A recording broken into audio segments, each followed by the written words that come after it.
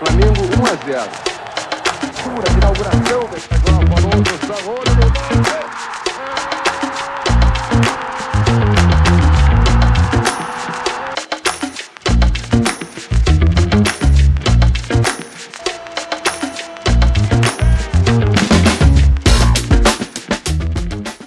Se você é um homem casado, né, um homem adulto, né, assim como eu, ou mora com seus pais e tem a preocupação com a segurança, a prudência do seu lar, e antes de dormir vai lá, fecha a porta, tranca a porta, fecha a janela, faz aquela vistoria toda, você é um dos poucos ainda hoje em dia. Eu tenho aqui ao meu lado um cara que jogou bola comigo, é um empresário de sucesso, ele é da Baixada e eu tenho certeza que ele se preocupa muito com essa questão de segurança, né? O seu taco não espirra, pelo que eu entendo, né? Para quem não sabe o que é taco espirra, quem joga bilhar, joga sinuca, vai entender o que é isso daí. E aí, Cláudio? Fala, Gotardo, tudo bem, meu irmão? É uma honra estar aqui falando contigo. Sim, eu tenho uma regra lá em casa, meus filhos são todos maiores, mas eles não podem passar de meia-noite na rua, eles têm que chegar até meia-noite. Então fica fácil para poder fechar a porta, né? E quando eu não fecho, meu filho, que tem 18 anos, ele vai lá e fecha para mim. Eu já assumiu já o hábito do pai, a questão de segurança, prudência, proteger a família, isso é muito importante. Eu falo isso, parece bobeira, mas não é não, claro. Até porque na Bíblia diz que o homem é provedor, o homem é protetor, né? E essa é uma maneira de você proteger a sua família de algumas investidas. Não falar do mundo espiritual, mas falar do mundo natural também, né? Mas é bom ter você aqui. O Cláudio, nós jogamos juntos no Flamengo no ano de 92, tivemos também um período no São Paulo, curto meu, na verdade, fiquei poucos meses lá, mas conseguimos conquistar 2 títulos, né, Cláudio? O Brasileiro 92 e depois a Copa dos Campeões Mundiais em Uberlândia, São Paulo contra o Santos. Então nós temos assim nossos caminhos se cruzaram e ele é um jogador que nasceu no Rio de Janeiro, em Nova Iguaçu, e começou sua carreira lá. Vou fazer uma breve apresentação dele, ele vai dizer, obviamente, que tem muita coisa para contar, uma história maravilhosa, mas vou dar essa liberdade para ele, que a gente vai entrar num assunto bem interessante, que vai falar sobre o que ele vem fazendo hoje em dia, que tem muito a ver com o momento nosso, no momento comercial do futebol. Fica à vontade, Cláudio. Na verdade, eu nasci em Bangu. Com 2 anos de idade, meu pai é italiano, nós voltamos para a Itália, moramos lá 1 ano e voltamos para Nova Iguaçu, onde meu pai foi trabalhar nas canetas Compactor. Então ali eu fui criado, né? E eu lembro da minha infância, tudo, ali no Flamenguinho da Posse, onde eu comecei a jogar futebol com os amigos, pelada. Então foi isso, a minha infância todinha foi em Nova Iguaçu realmente, um local que eu tenho muito orgulho de ter morado, vivido e convivido com muitos amigos que eu tenho até hoje. Ah, que legal. Eu conheci seu pai uma certa vez, eu fui até essa indústria, né, essa empresa da Compacto, e fui muito bem recebido por ele. Até um dia eu comentei com você, pô, conheci seu pai. Você falou, mas como? Da onde, né? Eu falei, não, por acaso lá, né? Foi muito Sim. legal, assim como minha mãe, né? Seu pai também nos deixou. A gente sente muita saudade, na verdade. Acredito que ele marcou muito a sua vida e te incentivou muito, né? Com certeza, Gotardo. Meu pai foi o melhor amigo que eu tive na minha vida, né? Eu convivi com ele durante 50 anos, ele faleceu tem 5 anos. E assim, eu agradeço muito a Deus por esses 50 anos que Deus me deu, que me proporcionou, né, para conhecer um ser humano como meu pai. Ficar chorando, sofrendo, eu acho que é até um pouco de ingratidão, porque ele me deu essa honra de conviver com uma pessoa como foi o Francisco Guadanho, que é meu pai. Sou super feliz e grato pela família que eu tenho, os princípios que ele passou para mim, em questão de família, né? Eu sou um pouco conservador também em relação a muitas coisas e eu aprendi com ele. Eu agradeço a Deus por tudo isso. Os valores, né? Eu sei que você tem uns valores, são morais, uns valores inegociáveis, assim como eu. E a gente luta no dia a dia, né, Cláudio? Sim. E achei interessante sua passagem na Itália, morou 1 ano lá. Com quantos anos você morou lá? Então, na verdade, minha mãe estava grávida do meu irmão Paulo e nós fomos morar na Itália. Morei 1 ano, né, em Cosenza, em Paula, na Calábria, onde meu pai é, e nós moramos lá com os parentes. Mas ficamos 1 ano só. Qual a sua idade na época? Eu tinha 1 pouquinho, neném, pô, neném, um ano e um pouquinho. Porque meu pai é italiano, ele veio para o Brasil com 18 anos, né? Mas foi uma passagem rápida na Itália e nós voltamos. Mas foi ótimo, assim, eu não lembro, né? Eu era muito novo, mas minha mãe sempre conta tudo isso, dos parentes que foram maravilhosos com minha mãe e conosco lá. Tá. O Cláudio, ele sempre foi lateral direito, muito trabalhador, esforçado. A gente treinava muito, né, Cláudio? Eu lembro Treinava bem lá muito, na época muito. do Flamengo, Muito. situação difícil que passava economicamente o clube, e a gente ralava bastante, tinha sempre muita cobrança, também os objetivos a serem alcançados. Também o ambiente era bom, tinha um elenco Sim. com bastante jovens, e você chegou lá caladinho, eu lembro bem, cara. E aí o seu apelido já vazou logo, né? Quem não sabe, o apelido dele é Macarrão, cara. Diz aí por que é Macarrão. É porque assim, eu era muito magro, né? Mas também porque lá em Nova Iguaçu, quinta-feira e domingo, minha mãe sempre fazia macarrão, porque por causa do meu pai, né? Meu pai pedia tudo isso. Então, toda quinta-feira e domingo. E sempre os amigos lá, às vezes, comer com a gente. Que o molho da macarronada da minha mãe é top, é fera. Então, aí começou a pegar. Eu fui jogar no Flamenguinho da Posse, aí eu jogava e o pessoal começou e o macarrão pegou. Então, foi isso. Pessoal, é o macarrão do bem, tá? Esse é o macarrão do bem. Pô, eu trabalhava demais. Aquele tempo que a gente ficava pós-treino, fazendo um serviço extra ali, né? Você estava até lembrando aqui. E a gente tinha, eu acho que um volume de trabalho muito alto, né? Sim. De muita repetição, né? Você fazendo assim uma comparação, né? Vamos falar dos seus títulos também, uma comparação dos métodos de trabalho da época de hoje, que você continua vivenciando o futebol. O que você tem para fazer uma comparação? Gotardo, eu tive a honra de jogar com alguns jogadores fora de série, né? Assim, fazendo um rápido, assim, recapitulação da minha vida, assim, né? Primeiro foi um amigo, o Manuel Robarinho, que me viu jogando na Baixada e me levou para jogar no Miguel Couto, um clube de segunda divisão, que eu fui muito feliz lá. Conheci vários jogadores, mas tinha um Ailton, que era um jogador que jogou no Vasco da Gama, que era um cracaço. Ele, depois do treino, ficava treinando falta, treinando muito. Ele e o Celcinho eram dois jogadores muito acima da média. Sim. Onde eu ficava observando que depois do treino eles treinavam muito. Logo depois eu fui para o Goiatuba, passei um período lá do Campeonato Goiano, foi ótimo para mim também. Logo depois eu fui para o Bangu. O Bangu eu conheci vários jogadores de qualidade, o Gilson e o Artuzinho, que era um craque. Sim, lembro. E eu ficava olhando como ele treinava.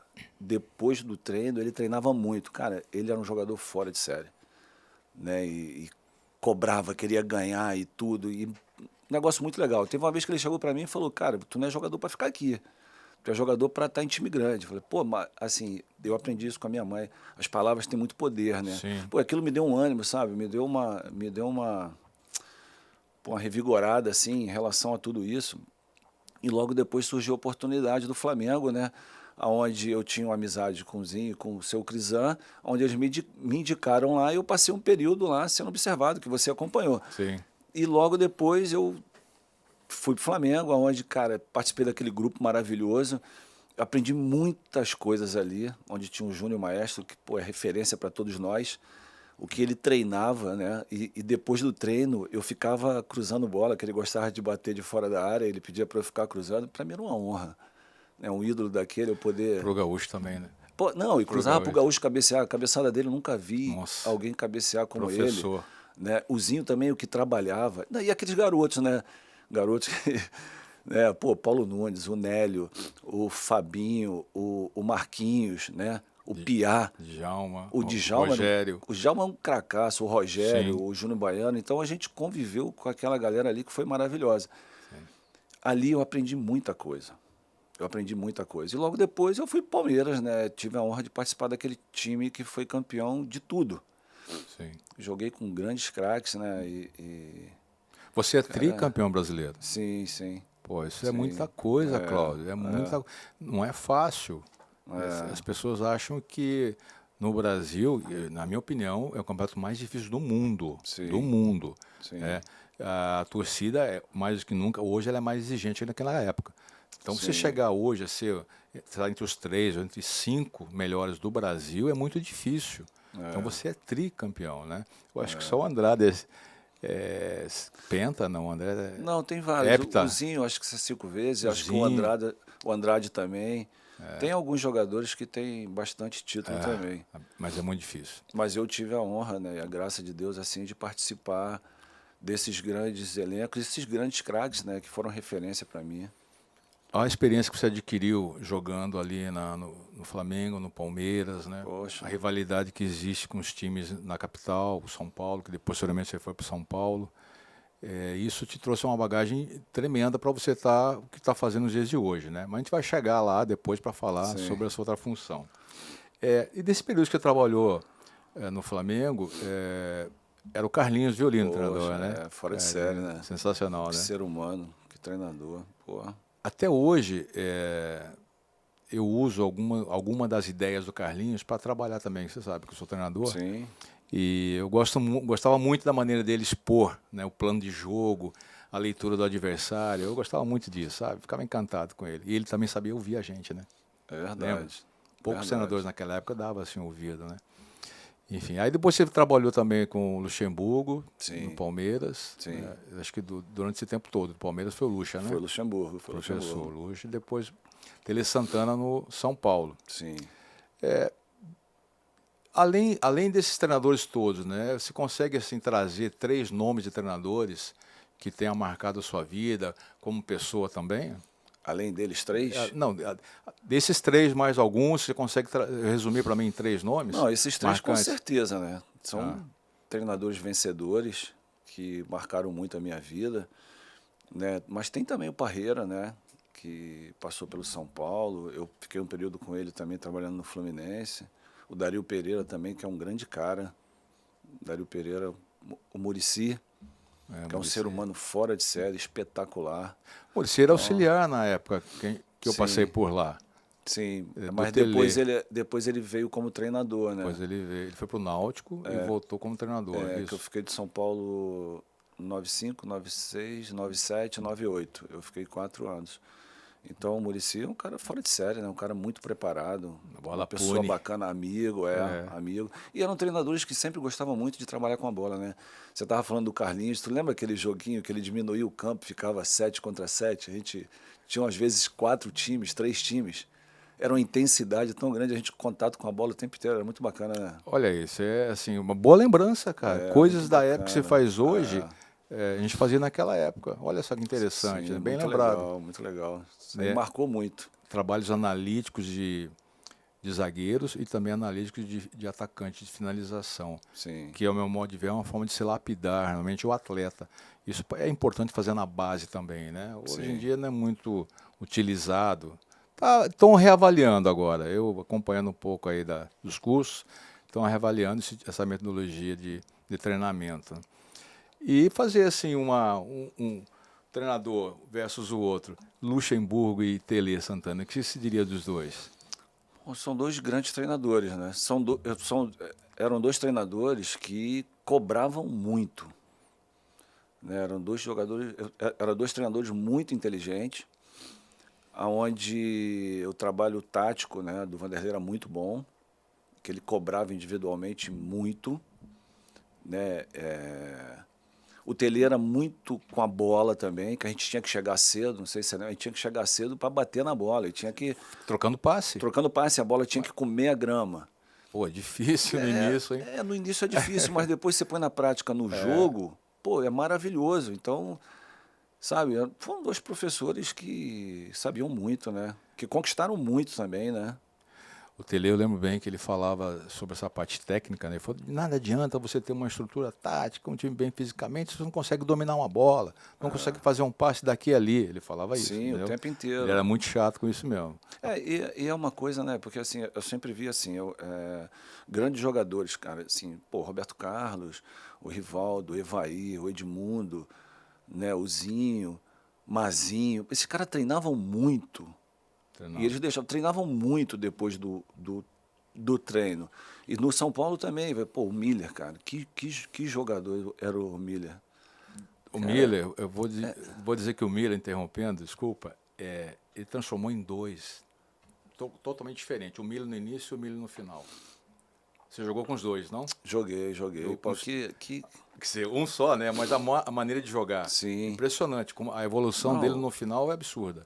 É um jogador fora de série. Só quem jogou do lado dele ou contra para saber a inteligência que esse jogador Sim. tinha. Né? Pô, Juninho Paulista. Né? Então, assim, cada jogador... Pô, o Serginho, eu joguei com 2 laterais esquerdos, que para mim foram os 2 maiores laterais que eu vi jogar, que eu joguei. Né? Que é o Roberto Carlos e o Serginho, que jogou no Milan. Nossa. Pô, esses caras... Fora de sério, que esses caras jogavam, né, Gotardo? Então, assim... E hoje é muito raro você ter jogadores que se destacam muito. Né? Lógico que tem grandes jogadores, não tem dúvida nenhuma. Né? Mas hoje não tem como esses dois. Não tem, Não claro. tem. O Serginho, eu lembro tem. dele no Cruzeiro ainda. Depois ele foi para São Paulo. É isso, né? Sim, Numa troca assim que, sim, né, sim. que o Palinha foi para o Cruzeiro e tal. Era demais, meu. O jogo ofensivo dele era absurdo. Não, era Praticamente era era imarcável. absurdo. Você A lembrou bem. velocidade São dele, referências como lateral, até hoje. sim, são referências. E assim, hoje é difícil você encontrar. E a gente fica buscando o porquê de tudo isso, porque a característica do jogador brasileiro é essa, né, essa coragem dele, né? Sim. Esse talento dele. O que a gente vê hoje em dia é que às vezes é um pouco podado tudo isso. Eu acho que tem que dar um pouco mais de liberdade. Essa é a minha opinião, sabe? Eu acho que tem que dar um pouco mais de liberdade para o jogador. Esse negócio de não deixar treinar um pouco mais, não deixar dar um drible a mais, sabe? Eu acho que isso aí, às vezes, atrapalha um pouco, sabe? Você pode dar sua opinião à vontade, porque aqui tem uma regrinha assim. As opiniões a gente não respeita, mas a gente respeita as pessoas. Não, Mas eu claro, concordo claro, 100% com claro. isso aí que você está dizendo, porque eu vivi isso também. Eu, com 36 anos, fazia uns trabalhos específicos da minha posição. Eu fazia sozinho, igual um maluco lá no canto com a bola. Sim, Sozinho. sim, E eu sim. tive esse resultado com 35, 36 anos. Eu vi meu corpo reagir e responder diferente. É, Porque a gente já sentia uma dificuldade, né? sim. Você foi malandro, encerrou com 31 anos. É. Quer dizer, inteirão, em forma, e está em forma até hoje, está muito bem. Obrigado. E resolveu encerrar a carreira precocemente, né? Se diz porque encerrou a carreira, e eu queria saber o que te motivou e se você se preparou para esse momento de transição, de falar, finalizar uma profissão para começar outra. Como é que foi esse momento seu, pessoal e familiar? Eu sempre fui uma pessoa de muita fé, sabe? Eu com 27 para 28 anos, eu estava enxergando já que o meu fim dentro de campo estava próximo. Porque tudo passa muito rápido, né? Sim. O tempo hoje em dia é tão precioso para a gente, né? Hoje a gente enxerga isso, que a gente já viveu mais do que a gente vai viver, a lógica. Nós né? estamos num É momento lógica, de subtração, né? É A gente isso. E a gente Você é quer mais novo que eu, lógico, mas ainda já está nesse momento também, não é de adição. e a gente quer viver da melhor maneira possível daqui para frente. Lógico, os problemas vão aparecer, eles vão surgir, mas a gente tem que saber lidar com tudo isso. Mas o que acontece? Com 27 para 28 anos, eu comecei a orar e conversar com Deus, que eu tenho meu bate-papo com Deus, mesmo eu sendo imperfeito, tendo os meus defeitos. Eu sei que Deus é perfeito, Ele tem misericórdia de mim. E eu vinha conversando com Deus muito sobre isso. Deus, eu queria que o Senhor mostrasse para mim o que eu devo fazer, que daqui a pouco eu vou ter que parar de jogar, eu queria fazer alguma coisa. E eu sempre prezei muito, Gotardo, pelas relações de todos os clubes que eu passei, né, com as pessoas que eu convivi, que eu vivi. Eu sempre prezei muito por isso, de manter a amizade, né, até dos adversários, que eram adversários, mas não eram inimigos, né? Sim. Então eu sempre procurei motivar as pessoas que estavam no outro time, às vezes sendo cobrado, que a torcida às vezes pegava no pé, eu chegava, cara, levanta a cabeça, tu joga muito, vamos lá. Então eu sempre prezei por tudo isso. Então isso surgiu de uma maneira muito bacana. Eu jogava no São Paulo e surgiu um problema de um atleta lá dentro do clube, que foi muito assediado e essas coisas todas. E o presidente do clube, eu exerci uma certa liderança sobre o grupo, e o presidente do clube me chamou para conversar, para tentar ajudar a reverter tudo isso. Então, ele me tirou do treino, eu fui até o Morumbi, E ele conversou comigo, ele falou, poxa, eu queria que você ajudasse. Claro, pô, presidente, eu ajudo, mas desde que você ajude o atleta também. Você ajudando o atleta, eu posso levar para ele e tentar reverter tudo isso. Era um problema pessoal do atleta, familiar, uma coisa assim, profissional, Não, não. uma Não, transferência? era uma transferência, Ah, é tá. uma proposta que uma pessoa levou para o atleta para tirar o atleta de lá. E o atleta vinha muito bem, é um atleta que fazia diferença. Né? Então, no final eu vou falar quem é o atleta. Né? Então, assim... Porque vão me perguntar depois, Não, né? eu vou falar. Eu vou ter que responder. Sim, aí o presidente pediu a minha opinião, eu falei, pô, dá para ele o que o clube lá está oferecendo, que aí talvez reverta tudo isso. Ele está aí, eu faço. Aí no dia seguinte eu conversei com esse atleta, passei para ele tudo isso e ele acabou aceitando e o jogador ficou, e depois o jogador foi convocado, foi para a seleção, pô, recebeu um salário muito bom, porque realmente o salário dele estava defasado, pelo que ele estava demonstrando, que ele estava produzindo dentro do time, do clube, né? Aí o jogador foi para a seleção e depois foi vendido para o Milan por um valor muito alto, né? Então aí o presidente, junto com os conselheiros, falou, poxa, Cláudio, quando tu para de jogar, faz isso, porque você se identifica muito com isso, foi de uma maneira legal. Então, assim, eu agradeço a Deus também. Foram algumas pessoas que me ajudaram muito na vida, que sozinho a gente não vence, né? O Zinho e seu Crisão me ajudaram muito. Acredito. Dentro do clube, assim, né? E o Serginho, Deus botou na minha vida para eu iniciar na minha carreira como agente, né? E dali eu comecei a cuidar da carreira de outros atletas. Aí eu parei de jogar, né, para poder fazer tudo isso. Então, você já foi mesmo isso. jogando, a preocupação Sim, que você tinha com a vida do outro, né? Do próximo, isso é muito importante, a vida pessoal e profissional. Você deu uma orientação já como um gestor, até como um agente, não sendo agente, na verdade, né? Aí você revelou esse dom numa outra carreira, é importante. Eu lembro do seu início, você começou com o início avassalador. Você já começou grande, né? Por causa do Serginho. foi. Eu lembro, você morava em São Paulo, eu cheguei a te visitar uma vez lá, eu estava morando em Campinas. Porque foi assim, aí eu também jogava ali com o Bordon. Eu acabei também fazendo a negociação do Bordon para o Stuttgart. Aí foi a situação do Edmilson também, para o Lyon. Né? E o Roque Júnior também, que acabamos fazendo no Milan. Começou gigante, hein? Teve a situação também que foi emblemática do Juninho Pernambucano, com o Lyon, né, também. Então foram alguns negócios que foi bacana, né? Que eu pude ajudar os jogadores a fazer tudo isso, e para mim também foi ótimo, né? E ali, porque o que acontece? Porque é muito difícil, porque o atleta ele não era respeitado, porque achavam que o atleta era ignorante. E Deus me capacitou para eu poder fazer tudo isso de uma maneira bem legal, uma maneira que não teve problema e tudo andou bem, graças a Deus. Para você chegar a esse ponto, existem umas exigências, né, da FIFA e da CBF. Sim. Como é que foi seu credenciamento? Eu fiz a prova da FIFA e fui aprovado em 99. Né? Isso é uma coisa que a gente pega muito hoje como agente, que muitos agentes são agentes hoje e não fizeram a prova, porque assim, é uma coisa que é justa.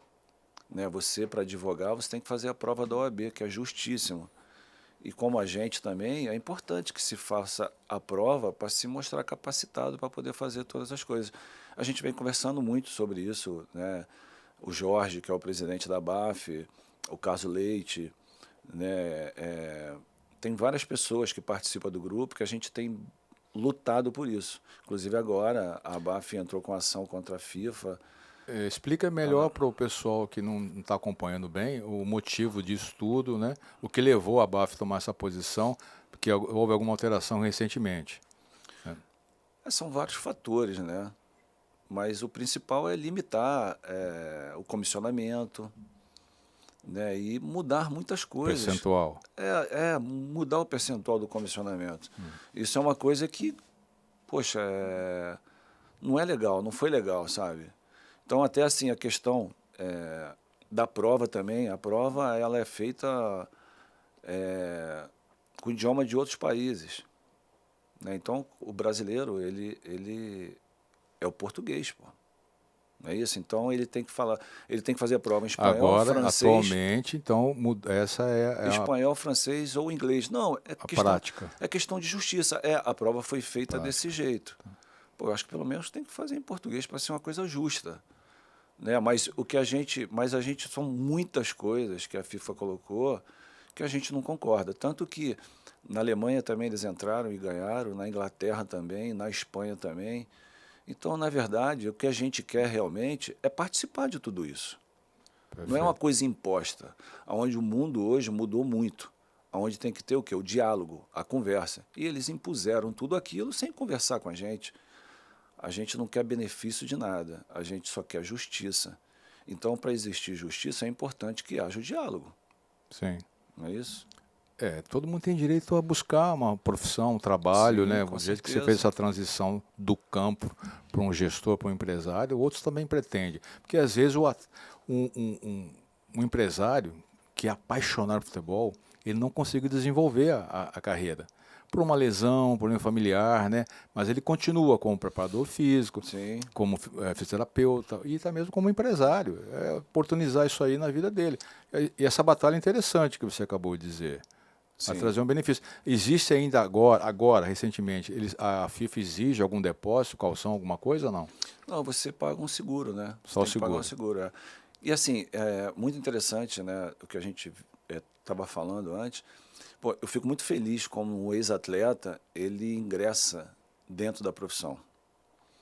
Né? Porque tem muitos atletas que eles querem que, concentrei, viajei muito, a pressão de torcida, a pressão de imprensa, que é uma coisa natural que a gente aprende a conviver com tudo isso. E ele acaba se afastando durante 6 meses, 3 meses, 4 meses e perde aquele time. Pô, relacionamento é uma coisa muito importante. Você se relacionar com pessoas, você está dentro disso. E eu vi muitos atletas perder o time de tudo isso. Eu acho que é importante as pessoas, a partir dos 29, 30, não sei, elas já começaram a se preparar. Porque isso é importante, porque muitas pessoas com capacidade acabam perdendo o time e depois se perdem. A gente para de jogar muito novo, Gotardo. Sim. Você sabe disso, a gente para de jogar muito novo. E se a gente não aproveitar tudo isso que a gente criou dentro da profissão para poder desfrutar quando a gente para, pô, eu acho que a gente não fez o certo. Porque é muito importante isso, o jogador saber que ele está jogando futebol, ele é um profissional, mas que ele tem muito ainda a corroborar com a sociedade, né, com a família. Pô, porque o atleta, ele sendo um exemplo, ele ajuda muito, né? Ele ajuda muito. Eu não quis te interromper, porque o que você falou é de suma importância para a vida. Sim. Tá? Então eu vou dizer logo para você que está assistindo, volta alguns segundos aí, 20, 30 segundos aí, e ouça tudo outra vez o que ele acabou de dizer. Você que é pai, você que é atleta, está começando, ou já está final de carreira, preste muita atenção nisso que ele acabou de dizer. Vai te dar um norte, né, que certeza absoluta, né, que eu passei por isso também, vai diminuir bastante as dificuldades dessa transição, né, Cláudio? Sim. Saber encerrar a carreira, ou saber mudar, isso não é tão simples assim, né? E pós-atleta, você sabe que existem problemas até mesmo no lar. O índice de divórcio aumenta muito, porque muda comportamentos. A presença do atleta, ex-atleta em casa, se torna mais frequente, né? Os hábitos mudam.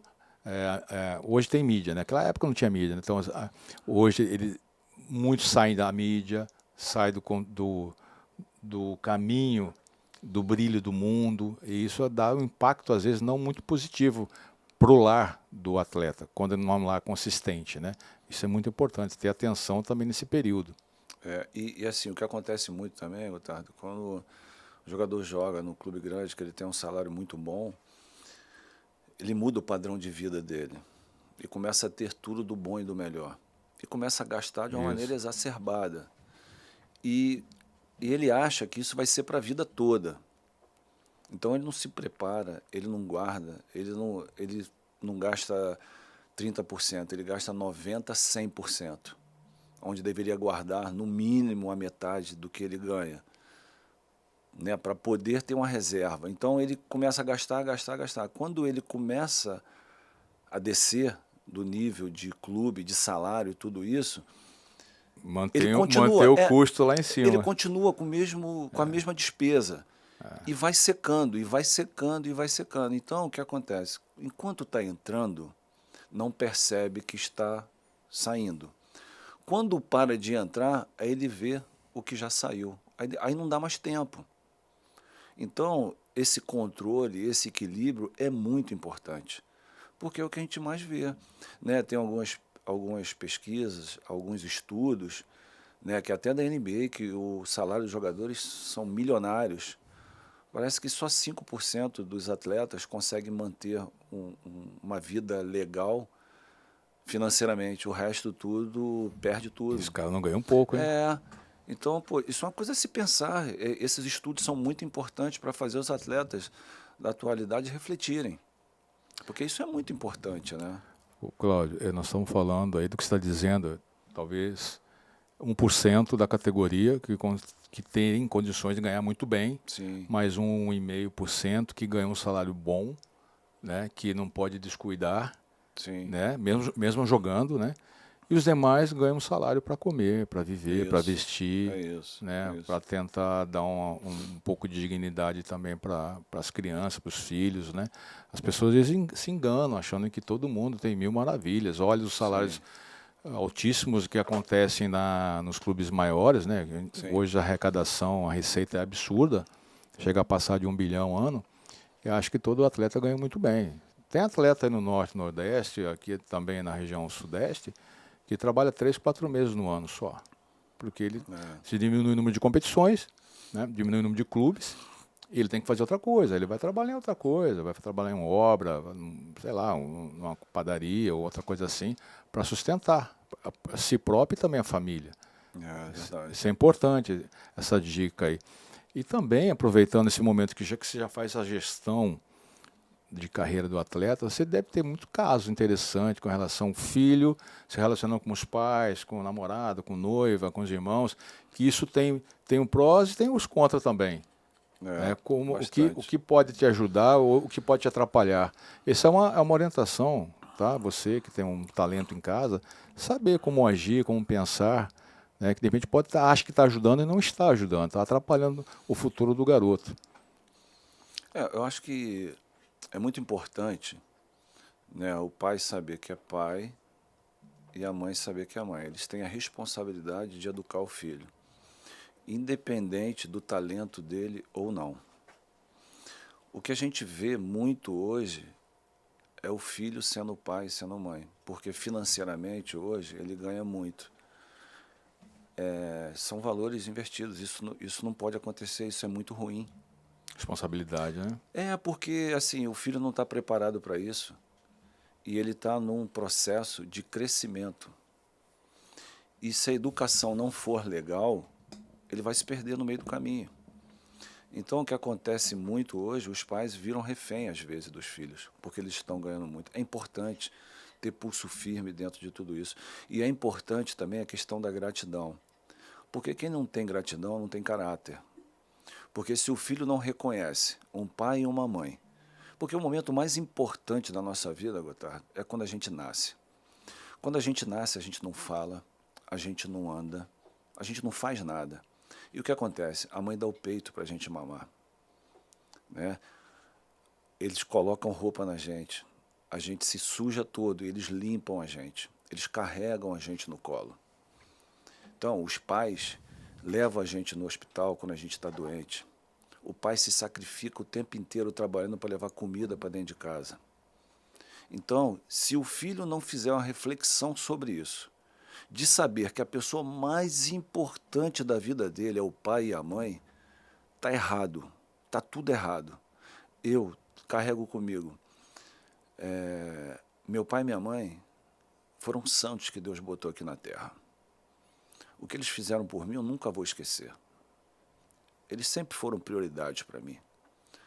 Porque essa reflexão vem toda hora na minha mente, eu não posso apagar isso. E onde eu fui criado, o local que eu fui criado, eu fui criado de uma maneira rígida, e graças a Deus por isso. Eu apanhava sim, e nem por isso eu fiquei revoltado. E eu tenho total consciência, Nada. eu tenho total consciência que eu merecia. Porque eles queriam o melhor para mim. É uma correção que no momento havia necessidade. E é isso. E com diálogo também. Com Existia certeza. orientação, o porquê do não. Né? Com certeza. Hoje a omissão é pior do que qualquer coisa. Gotardo, e eles eram assim, a meta. A minha meta era sempre olhar para eles e poder retribuir eles de alguma maneira. Porque eu aprendi na vida que a dificuldade não era um obstáculo que ia me parar. Me estimulava cada vez mais a vencer e a lutar. Porque tem momentos na vida que passa pela cabeça de você desistir. Mas eu nunca pensei em desistir porque eu não queria voltar para casa derrotado. Para mim, eu tinha uma missão de ter que lutar e poder trazer de alguma maneira uma retribuição ou alguma coisa que alegrasse meu pai e minha mãe. E eu queria que na velhice deles, eu pudesse dar uma velhice tranquila para eles. Essa era a minha meta. Esse era o meu objetivo. Como diz o Muricy, né, que ele fala, poxa, o jogador tem que se motivar, só o fato de estar jogando num grande clube. Mas ele não, ele entende, ele sabe, o Muricy é um cara inteligente, ele sabe que essa motivação que ela vem do seu coração, isso não é um ânimo, isso é uma motivação, cara. Isso é um combustível Com certeza. que fez com que você até hoje tenha esses valores e que repasse para sua família, para os seus filhos. Com certeza, porque lutas nós vamos ter enquanto estivermos vivos. Decepções, ingratidões vão estar na nossa frente o tempo inteiro. Mas tem que seguir em frente. Eu aprendi isso. Eu tiro da frente e sigo em frente. O meu alvo é outro. O meu alvo não é brigar com ninguém. O meu alvo não é destruir ninguém. O meu alvo é outro. Se o problema aparecer, eu tenho que enfrentar e resolver. Mas a minha meta é outra. Eu tenho minha família, que é a prioridade para mim. Né? Eu tenho, meu pai faleceu, como eu falei, eu tive a honra de ter um pai maravilhoso, mas minha mãe é viva, eu devo para ela. Qual é o nome dela? Emir de Araújo Guadagno. Okay. Então, eu devo para ela a minha lealdade. A minha lealdade é em amor, carinho. Minha mãe briga comigo até hoje, tá? E sabe qual é a minha resposta? Ela tem razão. Não, sim, a minha resposta é o silêncio. A minha resposta é o silêncio. Ela tem razão em tudo. Santo é santo. Minha mãe, minha mãe e meu pai foram santos que Deus botou aqui na terra para mim. Não importa. Não lindo, importa. lindo. Eu sempre vou respeitar eles. E você pode perguntar para ela, meus irmãos, você conhece meus irmãos também, você pode... Eu também dei muito valor, assim como você deu para seu pai e dando para sua mãe, eu também fiz isso. Meu pai faleceu muito antes do que eu esperava, né? Eu tinha só 13 anos, aí isso eu tomei alguns cruzados, alguns direto assim na vida, fui até amadureci cedo demais pela minha idade, né? Cláudio, nessa profissão como a gente, você já falou do credenciamento, você já falou de negociar, né, negociação que você fez lá, potencial altíssimo, né, daqueles atletas. E essa concorrência, como é que é hoje? Como é que você convive com os demais empresários? Rio, São Paulo, lá fora também. A sua relação lá fora também, eu sei que você deve ter portas lá fora abertas, que te consultam diretamente, né? O que eles mais pedem, qual a demanda que eles querem de fora com relação ao Brasil e essa relação sua com os empresários aqui dentro do Brasil? Primeiro, eu acho que os agentes aqui no Brasil andam de uma maneira totalmente desorganizada, né? Eu falo porque eu não tenho problema nenhum. A CBF deveria organizar melhor isso.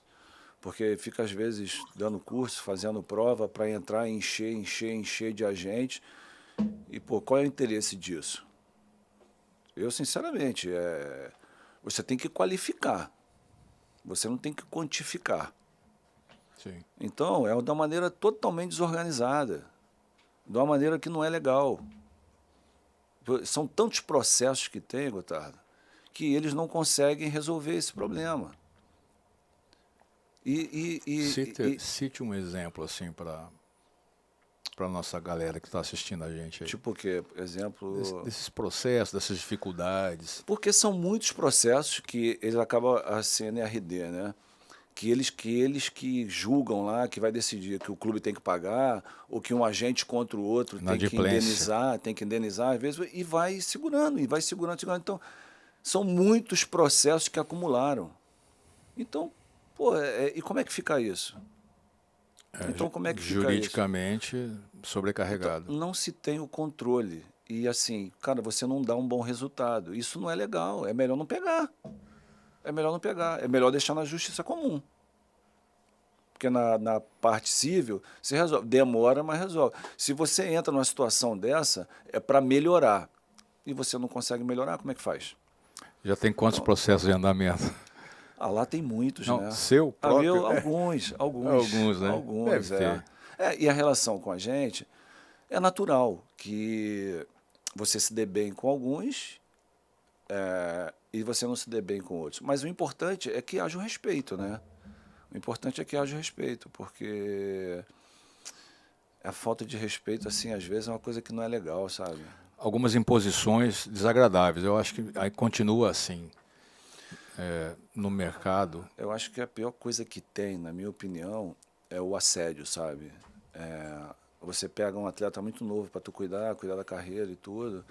Depois, quando ele vai estourar, vem um cara vem e oferece grana para poder sair de você para ficar com ele, sabe? A imposição Entre financeira. Uma negociação, Imposição econômica. Eu acho isso muito feio, mas é uma prática do mercado, sabe? E por que o atleta ele não tem poucos? Isso acho que 99% não consegue, mas eu conheci acho que 2 atletas que conseguiram dizer não para um assédio como esse.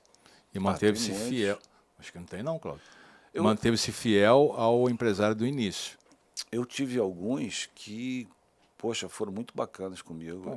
Olha, eu trabalhei com alguns agentes, com alguns atletas, cara, de caráter, sabe? De dignidade, que teve dignidade, teve tudo. Eu tenho maior satisfação e alegria de ter trabalhado com esses atletas. Que bom, porque às vezes a necessidade na casa do atleta, ele diz assim, eu já conheço essa frase, porque eu passei por isso, ele fala assim, pô, tem que pensar em mim. Estou falando, olhando para você, tem que pensar em mim, eu tenho uma família. Como se eu não tivesse, como você não tivesse uma família para cuidar, e naquele momento, de todo o trabalho que você fez, você é jogado para escanteio. Sim. Isso é desonesto. Isso é desonesto. Sim, sim. Tá? Ou empresários que você tem ajudado, ou iniciou, ou alavancou, e de uma hora para outra, o cara está aí com calúnias, né, e outras coisas mais, enfim, que é um assunto. Assim, falando e pegando esse momento de seleção brasileira, da novo período, nova gestão aqui do presidente da CBF e também do Diniz, eu via muita imprensa falando sobre empresários que têm acesso com uma certa facilidade na CBF. Você está acompanhando isso? Você sabe alguma coisa disso? Eu gostaria de estar falando um pouco sobre isso, para esclarecer, para elucidar um pouco para a gente. Sim, falaram muito sobre isso. Eu tenho a minha opinião em relação a tudo isso. Né? Falaram do Diniz e do empresário do Diniz. Né? O Diniz eu conheço, né, muito bem ele, a gente não tem amizade, nenhum relacionamento. Cara, é um profissional exemplar, é um profissional muito sério, que jamais se sujeitaria a isso. Você acredita? Jamais sujeitaria a isso. É um cara muito sério, muito bom, provou aí, né, pelos títulos que ganhou. O trabalho dele é um trabalho diferente, então, é uma pessoa que eu falo que é impossível dele participar disso. Ele não ia se queimar por tão pouco, ele é um cara muito qualificado e muito inteligente. E em relação ao agente, que eu conheço bem porque é contemporâneo meu, né? Quando eu iniciei, acho que ele iniciou junto, né? Alguma coisa assim. É um cara que eu não tenho proximidade nenhuma, mas tenho profundo respeito. É um cara muito capacitado, é um cara muito sério. O Juliano Bertolucci é um cara muito sério. E ele tem muito potencial, ele faz muitos negócios. E por fazer muitos negócios, é natural que os jogadores queiram trabalhar com ele. Sim. Isso é natural. Então, querer colocar que o cara está fazendo algum esquema, algum rolo, isso está parecendo mais uma conspiração de alguns que não conseguem fazer negócio e querem queimar o nome dele ou tirar ele do negócio, sabe? Ou um clique na matéria. Eu conversei com o Juliano poucas vezes, mas todas as vezes que nós conversamos foi de uma maneira respeitosa. Eu tenho muito respeito por ele, né? Como eu tenho por muitos também. Ele é um cara muito sério, é um cara muito capaz. É um agente que faz muitos negócios lá fora, porque tem contatos lá fora. Ele fica meses lá fora viajando. Eu pô, conheço também um pouco dele. Então é Viaja natural. muito. É natural que ele tenha mais jogadores na seleção. Não por esquema, é por capacidade dele mesmo. É o que eu penso, sabe, Gotardo? Igual tem gente que gosta, tem gente que não gosta, aí vai querer falar mal. Então, assim, eu particularmente tenho alguns agentes que eu tenho uma relação maravilhosa. E tem alguns que eu não tenho. É normal. Tem alguns que gostam de mim, tem outros que não gostam. A gente nunca vai ser unanimidade, né? Mas em relação a isso, Gotardo, é o que eu penso, eu acho que é o certo, sabe? Em relação a isso.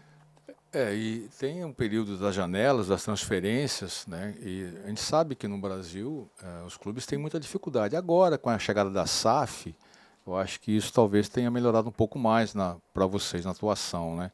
E quando você não tem essas transferências volumosas lá para fora, para a Europa, para a Ásia, uma coisa assim, você continua tendo um custo fixo. Com certeza. Você tem seu staff, você tem o pessoal observador, você tem que estar pagando os caras, né? Sim, com Entendeu? certeza. Isso Você não tem é sua despesa. Exatamente. Então a pessoa olha assim, não é possível que o empresário ele vai ter 5% de comissão, 10% de comissão. É como se você só vivesse aquele período assim, um telefonema, faz um negócio, tá, e depois vai para Bahamas, vai não sei para o Caribe, e depois só volta daqui 6 meses para fazer outro negócio.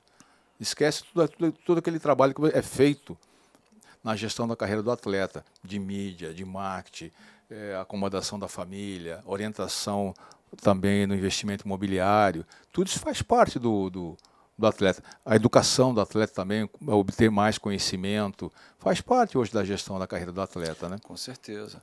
É porque as pessoas elas preferem falar a parte negativa, né? Porque tem muitas negociações também que o agente é que traz para o clube. O agente é que leva para o clube. Porque às vezes o clube não está nem esperando. E muitas vezes o clube pede para o agente para trabalhar o jogador que eles estão precisando de dinheiro para poder pagar o salário dos jogadores. Isso as pessoas não falam também. Então esse trabalho é muito importante.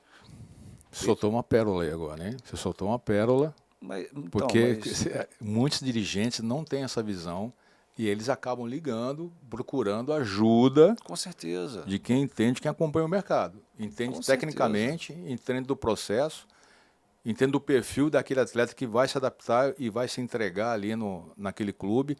Isso é real. Não, mas é bem dou por aí razão para mesmo. você. É bem por aí mesmo, porque essa questão toda é uma questão que tem que ser falada. Porque você só puxar o lado negativo, porque assim, se criou-se no Brasil, no futebol, o quê? O empresário é o mal do futebol. Pô, pelo amor de Deus, cara. Pelo amor de Deus. Você representa o atleta para que ele não se desgaste numa negociação. Você foi atleta, você fez seus contratos também, se eu não me engano, e você sabe quanto isso é desgastante. Demais, demais. Então você está representando. O que você não pode, você tem que ser justo. Você tem que ser justo.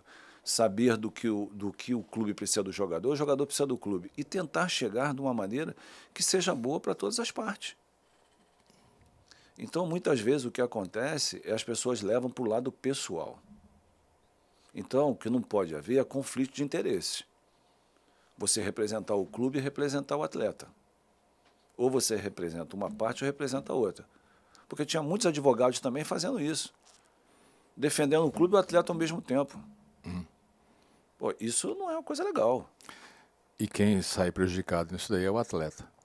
Com certeza. Certeza que é o atleta que é o maior prejudicado quando tem a necessidade de fazer esse negócio, né? Mas essa ambição. É isso aí, pô, é isso. Então, assim, pô, futebol, eu amo, sabe, fazer o que eu faço. O futebol mudou muito. Mudou em todos os sentidos, né? Fala, o futebol hoje é melhor ou pior? Cara, depende do que a gente vai falar. Porque se for falar dos estádios, melhorou 1000%. Sim. Do gramado, melhorou 1000%. Demais. Né? A questão da imprensa. Logística. Logística, melhorou 1000%. Salário do jogador, melhorou 1000%. Alimentação. Então, melhorou tudo, melhorou muito. Tudo. A qualidade técnica diminuiu. Então, é uma situação que a gente precisa pensar e trabalhar para que isso melhore. Porque é natural que você ganhe de um lado e perca de outro. É natural. A perda, ela é natural dentro que você ganha e você perde. Você não tem como ganhar em tudo, Gotardo. Eu concordo com você que essa evolução ou involução em outro aspecto, hoje o jogo está mais intenso, né? Está mais rápido nesse sentido, né? Sim. Você tem a velocidade, Os espaços diminuíram. a velocidade do atleta, né? O trabalho é mais intenso. Os espaços estão menores, não só pelo tamanho do campo, mas também pela compactação das equipes. Você tem a velocidade mental do atleta, tomar a decisão, e você tem a velocidade do jogo. Sim, Quer dizer, são três coisas que estão juntas ali. com certeza. Né? E nós temos exemplos aí de jogadas maravilhosas que acontecem, como foi o caso do Fluminense, fez aí várias vezes o ano de 2023. Isso é importante para o crescimento. Porém, eu queria trazer um assunto, não sei se já finalizou isso aí, Não, tranquilo. Ganhou, né? Tranquilo, tranquilo. entendeu? Que é um café. Não, obrigado. O staff está ali, pô, dormindo. Meu Deus do céu. Eu vejo assim o lado do atleta, vejo o lado do empresário, eu consigo também entender o lado do gestor, do treinador, do gestor, do dirigente, né? Mas eu tenho visto assim uma crítica muito pesada, muito salgada, sabe? E até injusta com relação a um atleta que eu admiro muito, não sei se você gosta também, que é o Neymar. Sabe? Eu sou fãzaço do Neymar, eu vi o Neymar jogando com 13 anos lá, né? Tem um jogo beneficente lá em Santa Bárbara do Oeste, era bem que o Vanderlei falava assim, é um filezinho, né? Filé de borboleta, né? E eu vejo assim, às vezes a mídia, algumas pessoas da imprensa, abusando um pouco do que é ser comentarista, do que é ser um analista, do que é ser um observador, né? Chegando ao ponto de julgar a pessoa, julgar até o caráter da pessoa, né? Você como gestor, hoje se você fosse um gestor, um empresário do Neymar, você que é o pai dele que é, né? Acho que O pai dele. talvez deve ter mais um junto com o pai dele, não sei, mas eu não quero entrar nessa questão lá. Assim, você se colocando no lugar ali, como é que você faria? O que você acha também desse comportamento de alguns jornalistas, né, comentarista esportivo? Posso até citar um caso de um nome aqui, que é o Walter Casagrande, que realmente ele é salgado com o Neymar, ele bate pesado também, né? Coisas às vezes não tem nada a ver.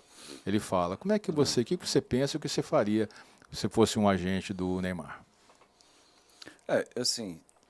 O Casagrande eu conheço ele, né? Eu conversei com ele umas 2 vezes em São Paulo. E assim, me estranha muito, porque das vezes que nós conversamos, ele falou do filho dele, a questão de ajudar o filho, né? A questão de jogar. Eu sei que ele se preocupa com os filhos dele. Então, depois eu me pego, assim, é uma pessoa que eu sempre tive uma boa relação, a gente sempre conversou e tudo, é uma pessoa que eu respeito. Mas, realmente, eu acho que ele se perdeu um pouco nessa questão do Neymar. Ele levou para o lado pessoal e batendo o tempo inteiro nele, no pai dele, e batendo. Pô, eu acho a relação do Neymar com o pai dele uma relação bonita. Uma relação que tem que ser filho e pai. Do filho confiar no pai, porque no mundo de hoje é muito difícil você confiar em alguém, Gotardo. E nada melhor do que você ter o seu pai do seu lado, cara. Você ter sua mãe do seu lado. Pô, o Neymar para mim é um fenômeno. Não, demais. Neymar para mim é um fenômeno. Ele ainda é o seguinte, ele apanha o tempo inteiro. Mas eu não estou falando dentro de campo não, tá? Eu estou falando fora de campo, porque você sabe que a mente é uma coisa, você tem que ter a mente muito forte. Você tem que ser forte mentalmente. Pô, ele apanha há muito tempo. E é o tempo inteiro apanhando, é impressionante. E ele continua jogando em alto nível. E apanha muito dentro de campo. A qualidade técnica dele é absurda.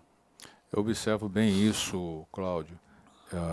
Como zagueiro que fui, eu vejo muito o comportamento do sistema defensivo, né, das equipes que jogam contra o Neymar, que jogam contra o Messi, que jogou contra o Kaká, né? O Ronaldo Gaúcho, o Cristiano Ronaldo. O Neymar é o campeão Pô, das faltas. Como recebe falta, sabe? E as pessoas ficam até ridicularizando alguns movimentos que ele faz, até para evitar uma lesão mais grave.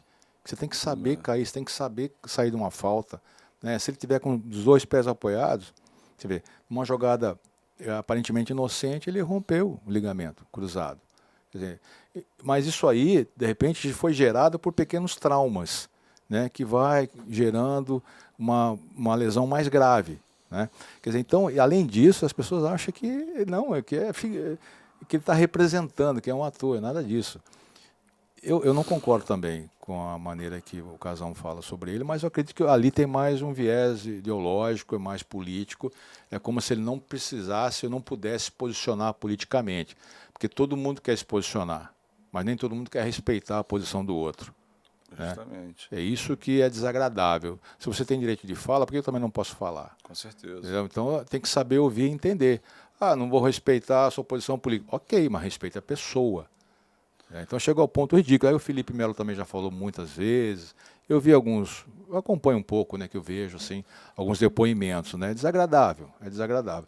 Não precisa levar para esse campo ideológico, político, isso é desnecessário. Fica só no campo bola que é o suficiente para todo mundo, né? Eu respeito muito, sabe, a pessoa que se posiciona. E é o que você falou, ela pode acertar e pode errar, mas ela tem que se posicionar. Acho que a pior posição que tem é você ficar em cima do muro. Ali você mostra que você não tem personalidade e que você não é confiável. Tanto para o bem como para o mal, você precisa se posicionar, pô. Porque a pior coisa que tem é você não saber qual é o lado que a pessoa está, como a pessoa é. Eu particularmente, em relação ao Neymar, pô, cara, eu acho muito bacana, sabe? Assim, a relação dele com o Messi, um exemplo. Pô, os caras se amam, cara, se respeitam, um torce pelo outro. O É bonito carinho, de pô, ver, né? É muito bonito bonito, de é ver. muito bonito, sabe? É Essa bonito. amizade, é isso que falta nos dias de hoje, sabe? Esse respeito, esse carinho, sabe? Tu desejar o bem. Pô, o Messi é argentino, o Neymar é brasileiro, então existe às vezes aquela rivalidade. Pô, cara, eles se gostam, eles se dão bem pra caramba. Eu tenho vários amigos argentinos que eu me dou super bem. Gente, a vida é muito importante. O futebol é para isso. E eu, assim, cara, o Neymar para mim é um fora de série que tá em extinção hoje no Brasil. E pô, o cara ganhou uma competição que ninguém tinha ganhado ainda no Brasil, pô. A Olimpíada, né? Sim, e jogando super bem. É, então, assim, Jogando super bem. pô, cara, ele jogou naquele time do Barcelona que ganhou tudo, sabe? No PSG. Pô, então, assim, cara, esse cara é um fora de série. Esse cara eu tenho um profundo respeito por ele. E muito bonito e bacana a amizade dele com o pai dele. Que eles fiquem juntos até o final da vida deles. Pô, mesmo que o Neymar fosse um fanfarrão, que não é, eu já tenho admiração por ele só pelo que ele faz com o Instituto Neymar Júnior. Sim, Ele trabalha, ajuda, investe nessa vida dessas crianças de 7 a 17 anos. São 3 mil crianças. Ele consegue alcançar 10 mil pessoas com recurso próprio, com a imagem dele, com a capacitação que ele traz para dentro do Instituto. Isso é muita coisa. Poucos atletas que chegam nesse nível têm essa humildade, esse coração, a gratidão que você falou, a doação. sim. Então, o Mané, né, que está Sim. lá tá na Arábia agora, tem o Cristiano Ronaldo também faz muito isso, né, Sim. também doação. Mas ele tem um instituto aonde ele nasceu, cresceu, e ele trabalha abençoando praticamente 10 mil pessoas. É muita coisa. Com certeza. Isso já mostra o caráter que é, né? O projeto que tem ali, dele, da família, não é só dele, não, da família toda envolvida. Isso já tem o meu carinho especial por ele. Sabe? Verdade. Eu também não conheço pessoalmente, né? Tenho assim, uma admiração pelo atleta e também como pessoa.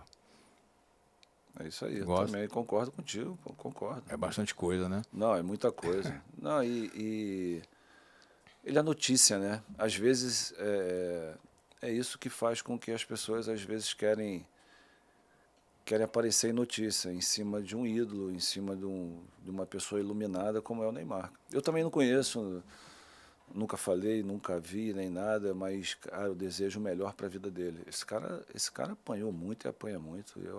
Eu acho muito injusto. Eu acho muito injusto. Ele é um representante do nosso país aí, cara, bacana, sabe? Bacana. Durante a pandemia, ele não demitiu nenhum funcionário. Pelo menos a informação que eu tenho, que eu vejo, né? Sim. Ele tinha um custo fixo de 600 mil, cara. É, Sabe? Ele não conseguia atender as crianças que tinha aquela fica em casa, essas coisas todas, né? Se preserve, tome cuidado, né? Até as pessoas saberem entender o que estava acontecendo. Mas o custo fica 600 mil por mês, cara. Todo mundo recebendo, sim. entendeu? Mesmo ficando em casa, né? Trabalhando quase que nada, ou remotamente, né? Disso tudo que nós conversamos, Cláudio, você foi um atleta de sucesso, um empresário de sucesso, você tem muita coisa para fazer. Você já pensou, de repente, adquirir um clube, ser uma SAF, né? Que tem quais são os planos futuros? Não, assim... Gotardo, hoje em dia eu quero viver de uma maneira mais suave, mais leve, sabe? Com a minha família. Pô, a gente tem tantas lutas, né? O futebol é muito bacana, é muito prazeroso, mas você tem muitas lutas também. Cara, eu não quero entrar nessa questão de SAF, de clube, não, porque eu acho que isso vai me tomar muito tempo, isso vai me trazer muito desgaste.